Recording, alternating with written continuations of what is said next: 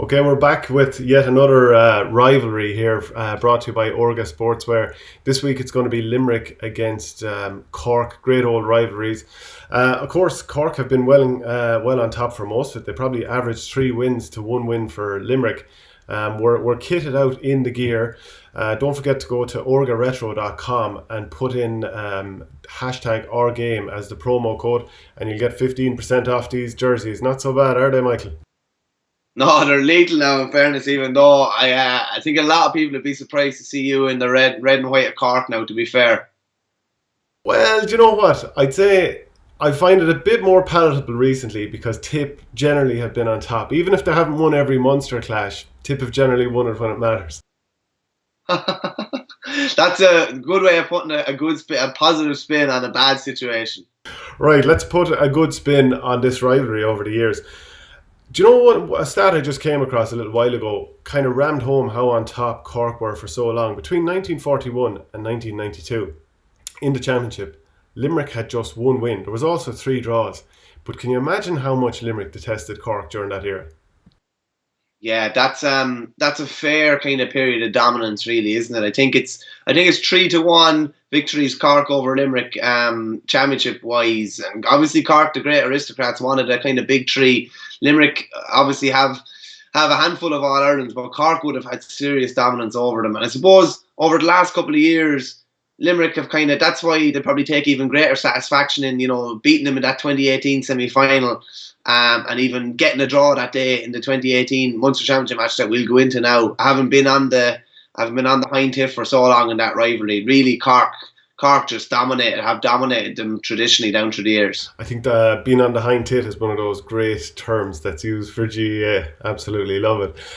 What about some of the great moments before we go into individual games?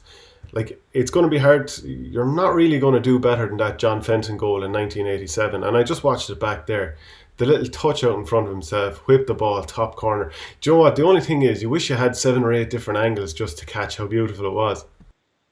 Oh, it was absolutely unreal. It's one of those things and he actually let in a ball for Jimmy Barry that Jimmy Barry got a goal in, and I think it was an All-Ireland semi-final years later, where it actually happens that quick that you don't see it. Thankfully, you're able to see enough of Fenton's goal. I love that flick out in front. I love the flick out in front just to set it up for himself, to give him the chance. Like, it's actually poetry in motion. It's the most perfect strike. He takes a big backlift and follows through. He puts everything into the strike. It's one of the great goals. I suppose one of the things about it as well, and all the older generation and that, the thing they love about that's old style hurling. That's as off the cuff as you will get. You will not see that now. Like, we're probably never going to see anything like that ever even attempted again, let alone for it to actually happen. It was the most beautiful blend of skill and athleticism and the most perfect technique. Goals don't get much better than that. And someone always said to me as well, and it's true, and sometimes I wonder why people don't do it a bit more. But when balls are whipped on, that was obviously farther out the field, but when balls are whipped on in around the goals, like, if you connect in any way with it, like, they're not stopped. It's impossible to stop them because it just happens so quick. That goal is poetry in motion. Because, do you know what? Do you remember all those days, maybe 15 years ago, when you were doing a drill up and down the field, just pulling on the ball? You could have 4 people standing, end line, 45, end line, and all you're doing is pulling on the ball up and down the length of the field, and you'd be absolutely wrecked from doing it, especially if you have to go chasing the ball if you're in the middle. But geez, we're gone a long way from that era. Yeah, we're gone a long way from that. Funny enough, we were doing that with Offaly not that long ago. In the last decade, definitely, you'd be doing lines of 4 the length of the pitch. Pat Mallochny, a great Offaly servant, he passed away 2 years ago. He was involved with a lot of Offaly teams, and we'd be doing that ground hurling drill, and I've never seen anyone get as much satisfaction out. When you're running at a ball, everything is happening that quick. Like, it's very hard to actually flick a ball on, and he'd be watching the lines, and if you did get a flick on it or change direction, the satisfaction he used to get out of it, it was unreal. It was just, I suppose, it was a different era, a different style. I do think there's still some merit in it, a small bit, just for working on your footwork and working on being able to move around the ball quickly, but like doing drills and enter the field now. I think that day is gone, but it was a fantastic skill. But the game is more about possession now and playing the percentages, so it's kind of gone out again. One thing about this rivalry is in the last like kind of number of years, let's say 2013, when John Allen took over Limerick, it had been Donal O'Grady. Was it Donal O'Grady afterwards? But anyway, John Allen had taken Limerick to a Munster title, but he was against his clubmate JBM, who was manager of Cork. So when Limerick won that game, you had these unbelievable scenes of joy. The pitch was absolutely, well, the pitches are green anyway, but like the pitch was just covered in Limerick jerseys. And then wasn't it the following year, pretty much, it was Cork's last win at the old Páirc Uí Chaoimh. It was just a sea of red everywhere. So these teams have had some massive games against each other.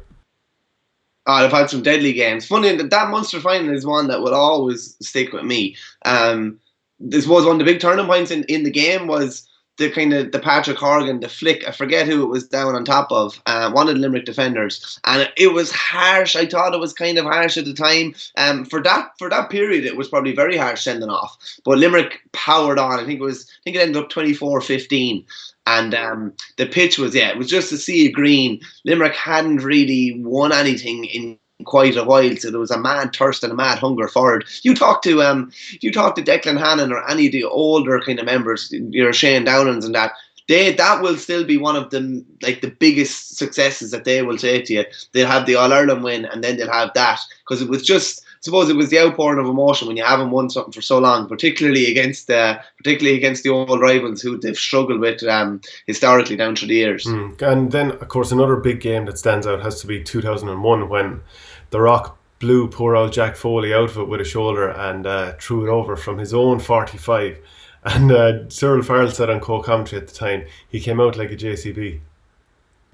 Yeah, that's fairly accurate. I always loved Cyril on the co-com, because you'd get something really, really natural straight away. I remember Sutanto got a goal. Sutanto Halpin got a goal in 03 at some stage, and like the ball was in the net half a second, and just like they call him Santi in college, this kind of stuff. All these little nuggets of information, but that's one of the great clips. Like if you look at any best hits, or what is hurling, describe what hurling is to me in a video, that Dermot O'Sullivan one is always it.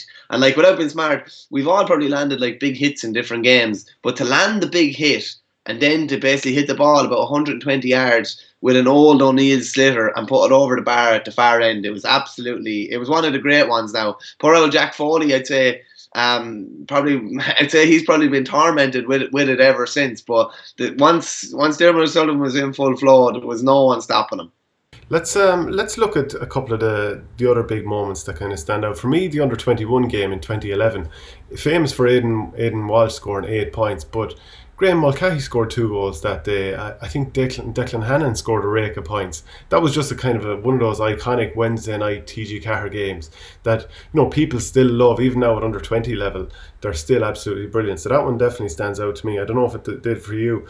Then another one, of course, this is probably an infamous game as far as Cork are concerned, but 1996, that famous game when Cork were just changing over their team and bringing through the new guard like Donal, Sean O'Halpine, The Rock. These type of players had all either just come in or had been in maybe a year or so, and they got a fair rude awakening that day.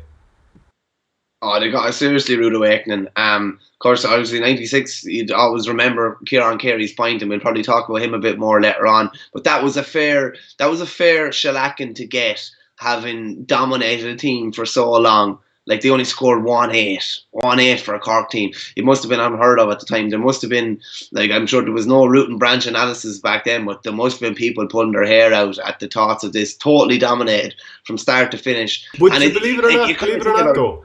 Cork actually went ahead just before half time. They went 1-5-7 ahead. Alan Brown had scored a goal, and they were ahead at the start of the second. And they were misfiring, like, so you're not wrong in the sense that Limerick were always on top.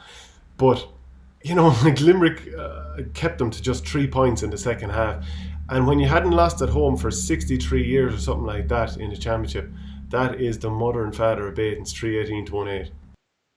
Yeah, whatever about, like, losing a tight run game by a point or two or whatever, they were in their home venue and they're absolutely annihilated. It's mad. When you think about it, like, you look at that, like, that Limerick team obviously hammered Cork beat the reigning All-Ireland champions Clare and still didn't win the All-Ireland. Like 96, I know every 96 will be remembered for Wexford and dancing at the crossroads and all that, but like it was a serious missed opportunity for Limerick. They couldn't win an All-Ireland against 14 men, which was a big thing back then. Like you won games when you had a numerical advantage back then. And like all the names that you go through in 96, you know, your Joe Quaid's, your Steve McDonough was one for me as a cornerback. Absolutely loved him.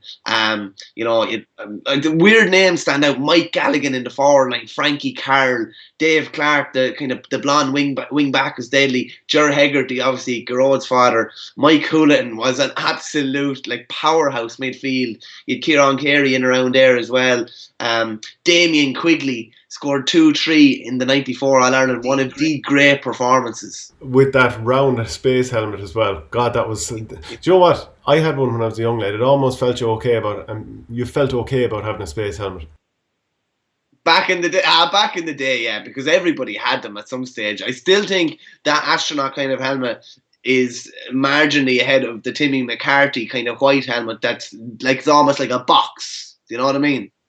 But when you go through those Limerick names and you think that those boys ended their career without an All-Ireland, like it's kind of hard to fathom. Like it wasn't just like your Gary Kirby, Ciaran Carey. I went through nearly the whole team there, having left out a couple of lads as well. And it's a serious team. It's a serious 1 to 15. And Declan Nash and Mike Nash as well. I even forgot there as well. And they still didn't win an All-Ireland. Like it's a travesty for some of those players to end without an All-Ireland. And you mentioned the fact that they didn't do it against 14 men in 1996.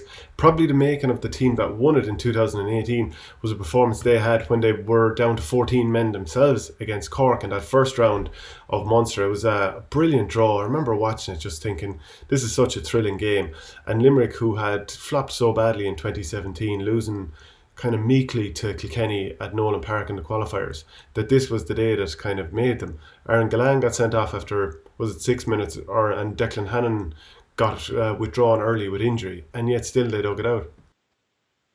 Yeah, I think Hannon went off after 6 or 7 minutes, and I think Gillane, it was maybe 15 or 20 minutes in, a kind of a petulant kind of a slap back, which has probably served his career well in a way, because he's had to deal with something like that straight away and just move on from it. We haven't really seen anything like that since. But like the funny thing about that game is I remember watching it and you're just thinking, is this what the Munster Championship is going to be? Is this what this round robin is going to be about? Because I'm all over this. Like these games, the second round of Munster, two teams absolutely killing each other. It was phenomenal stuff. Funny enough, Limerick actually dominated the game with 14 men. And it was only for Patrick Horgan did that brilliant little flick down for a goal. He tipped it into his path like he often does. And that kind of kept Cork, not kept them in the game, but it just kept their kind of nose in front. But Limerick, that was kind of one of the games where Limerick came of age in a couple of games that year, and that was definitely one of them because there was so much adversity. Their captain was off, their best forward was off, and they still managed to pull a result. And then the fact that they were, like, again,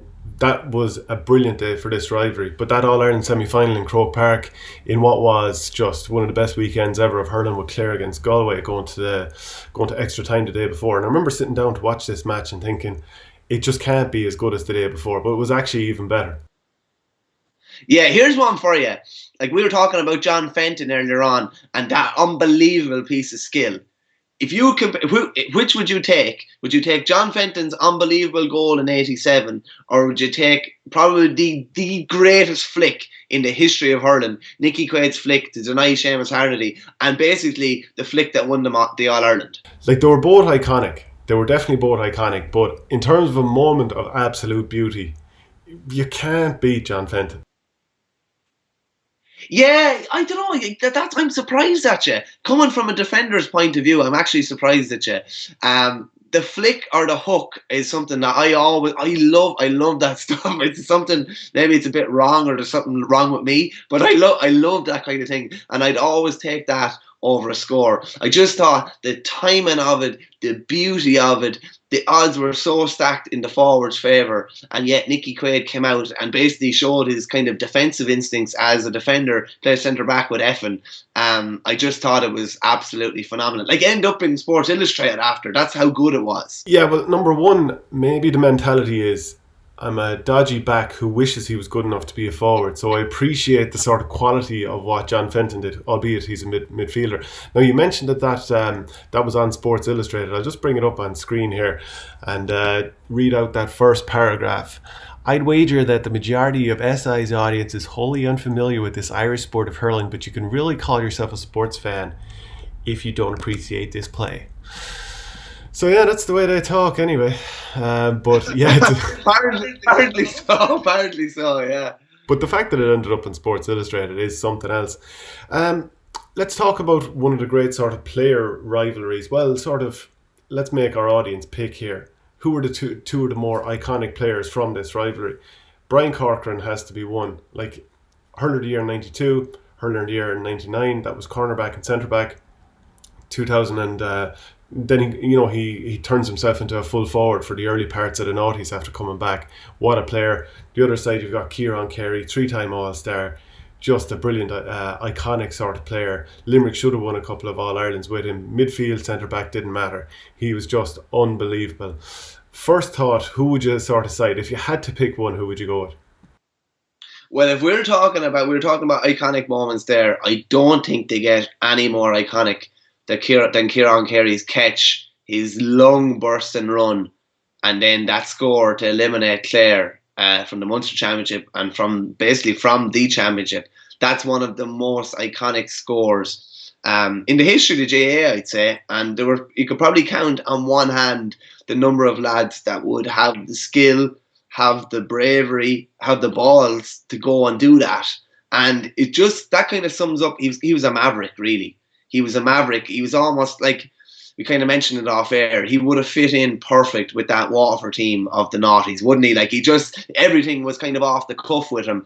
To me, that's one of the greatest moments in the history of the GAA, because it's just like, and the ground was heaving and everything, and it looks like, Clare are going to get a draw or whatever, and then Carey comes up with this score that's absolutely out of this world. Could Brian Corcoran have done that? I'm not so sure.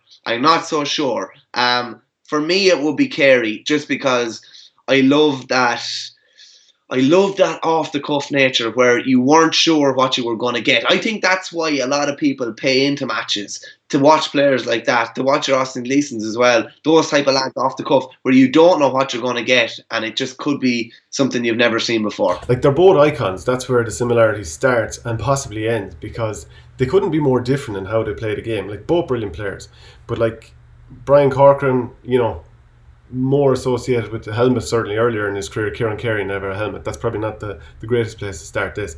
But you have Brian Corcoran, real measured player, composed, great reader of the game.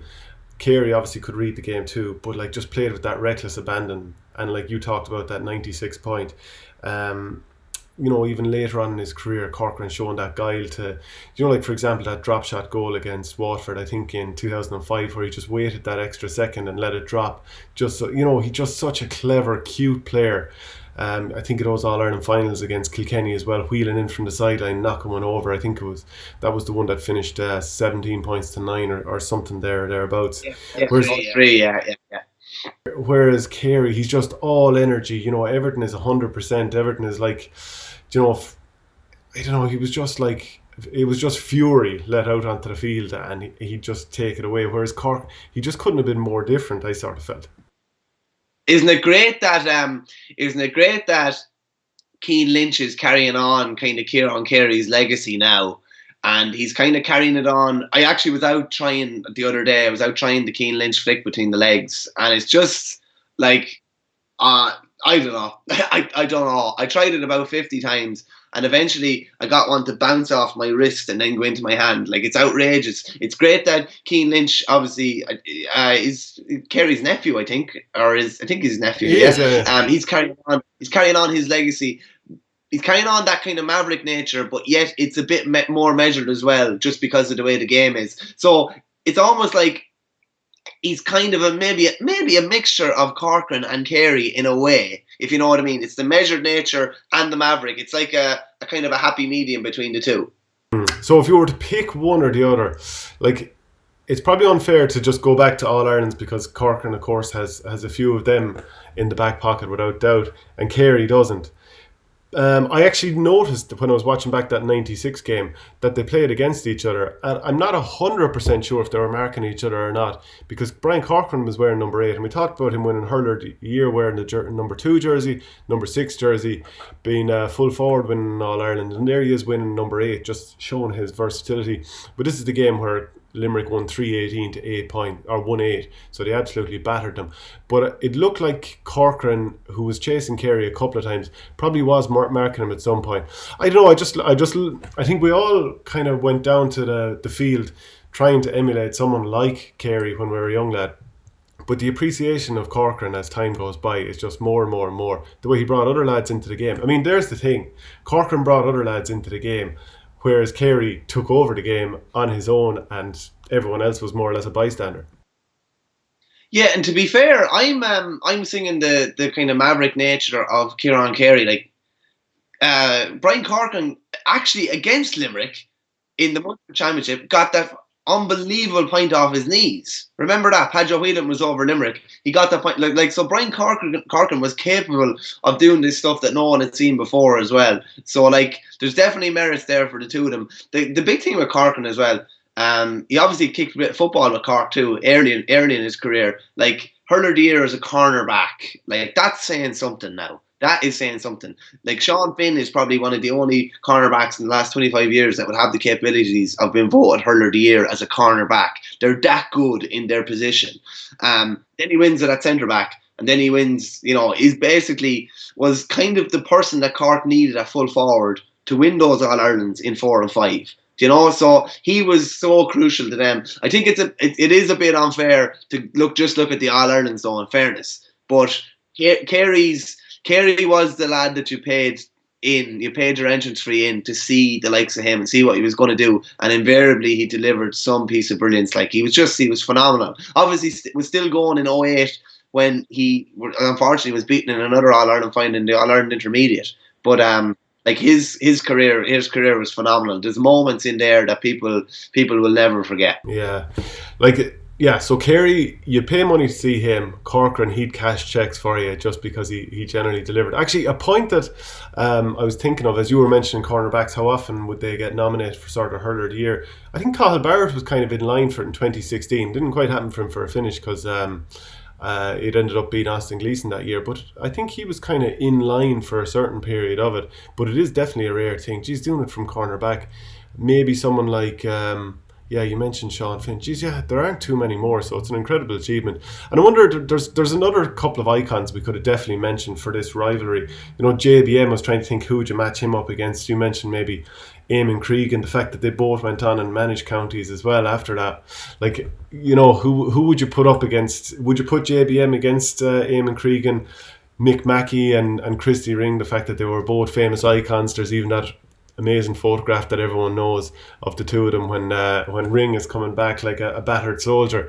So there really are an awful lot of kind of players you could pit against each other, and definitely I'd appreciate any suggestions coming in the comments. Just the fact that you bring up even those two as well, like the fact that they hurled, that Mackey and Ring hurled against each other so much, and like both obviously on the team of the Millennium as well, like two of the greatest icons in the history of the game. Like that's like it would have been very remiss of us not to mention Ring and Mackey. Like they'll go down in folklore as Jack Lynch said at Christy Ring's funeral. As long as hurling has been played and discussed, those like his name and Mackey's name as well, they'll never be forgotten. They'll always be talked about. Okay, so that's it for the Cork versus Limerick rivalry. Don't forget, go to orgaretro.com and order your jerseys there. Put in the promo code #OurGame, and you'll get 15% off these sweet little jerseys. Thanks very much, Michael. Thanks a million, Shane. This is my one here is nearly like the one. Remember the great Shaws was emblazoned across the front of it. This one's very like that. Yours would have just had that. Sometimes they had the red and sometimes they had Corky written across it as well. It was they're absolutely sweet now.